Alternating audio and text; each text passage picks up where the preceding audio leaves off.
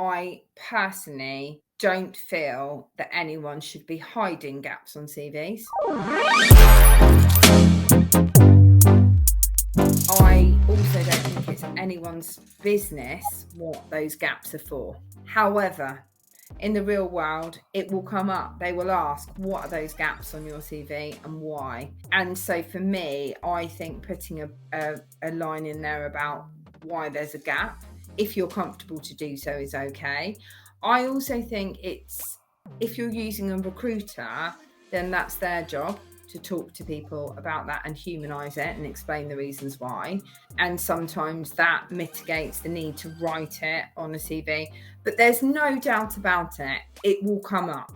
So anyone that thinks they can just go, there's a gap and give no explanation, I'm afraid we are way off of that.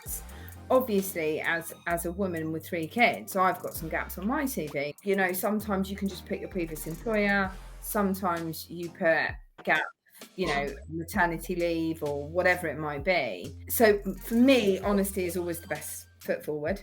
I think that's always the way. Put something on there to say why those gaps were. I think if you did any courses and things like that whilst you were doing it, great.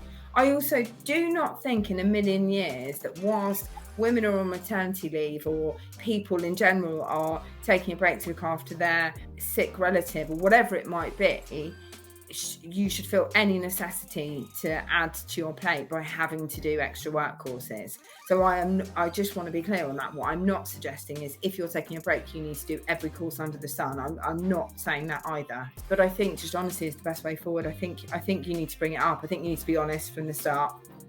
Have this gap. And also what's really key to remember is an awful lot of other people have also had gaps on their CV because many people have children, many people look after relatives. It's a lot more people than you might think when you're the person sat in it with a gap in your CV. So you feel like the exception, not the norm, but actually more than 50% will have had some kind of gap. So don't feel like an alien about it. Just be honest. Just be honest about it. It doesn't diminish the skills that you've got.